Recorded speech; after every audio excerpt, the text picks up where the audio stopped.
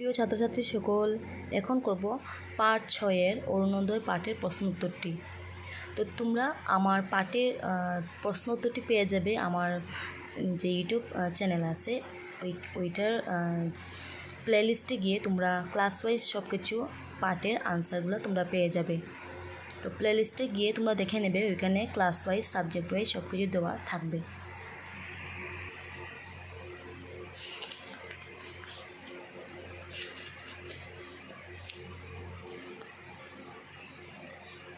পাঠটিতে আমাদের প্রথম যে প্রশ্নটা হচ্ছে ক নম্বর, পাঠটিতে কে কাকে চিঠি লিখেছে? উত্তরটি হবে পাঠটিতে মুক্তা আকাঙ্ক্ষাকে চিঠি লিখেছে। খ হচ্ছে চিঠিটিতে সুখবর বলতে কি বোঝানো হয়েছে?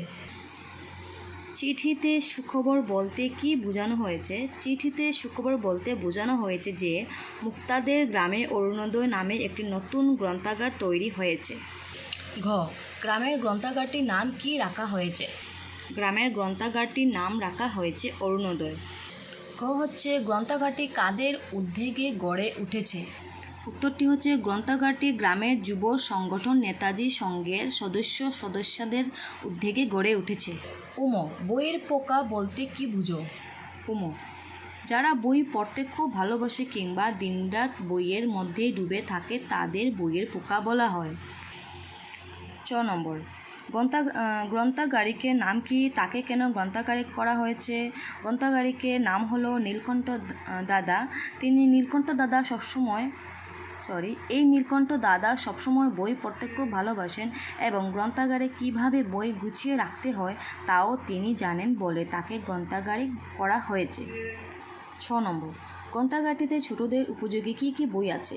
গ্রন্থাগারটিতে ছোটদের উপযোগী বই আছে রবীন্দ্রনাথ ঠাকুরের মুকুট, সাধুৎসব নাটক, শরৎচন্দ্র চট্টোপাধ্যায়ের রামের সুমতি, নজরুল ইসলামের পুতুলের বিয়ে, উপেন্দ্র কিশোর রায়চৌধুরীর টুনটুনির বই, সুকুমার রায়ের পাগলা দাশু এবং সত্যজিৎ রায়ের জয় বাবা ফেলুনাথ।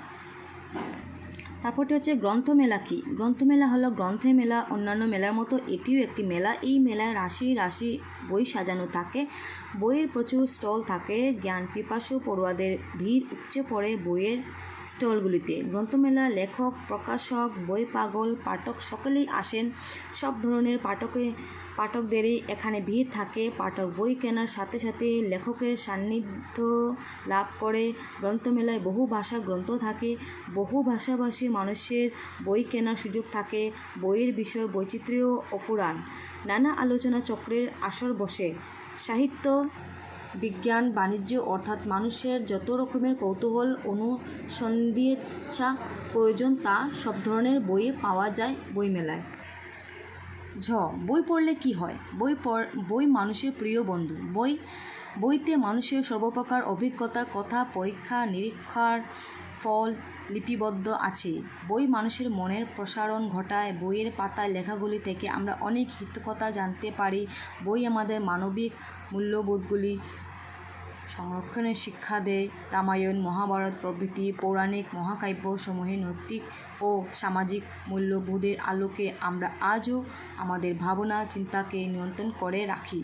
বই মানুষের মনের আকাশকে বড় করে, সমাজের মঙ্গল করে, সভ্যতার ধারাবাহিকতা রক্ষায়, মূল্যবোধ ও নৈতিকতার সংরক্ষণে, সমাজ ও ব্যক্তির মুক্তির জন্য, জগৎ ও জীবন সম্পর্কে দৃষ্টিভঙ্গি গঠনে বই হিতৈষী ব্যক্তির মতো, বন্ধুর মতো আমাদের চিরকালের সাথী।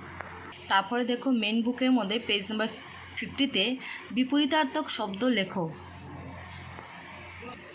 প্রথমটি হচ্ছে সুখবর, বিপরীত হবে খারাপ খবর। গ্রাম শহর, জ্ঞান অজ্ঞান, নতুন পুরানো,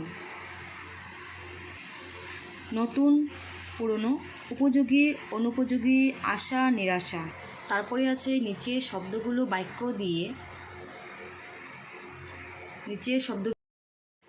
তোমরা পেজ 50-তে পেয়ে যাবে।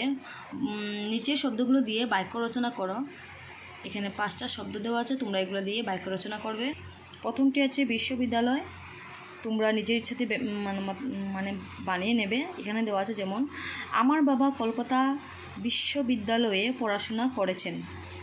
তারপরে উপযোগী, ছোটদের পড়ার উপযোগী অনেক বই গ্রন্থাগারে থাকে।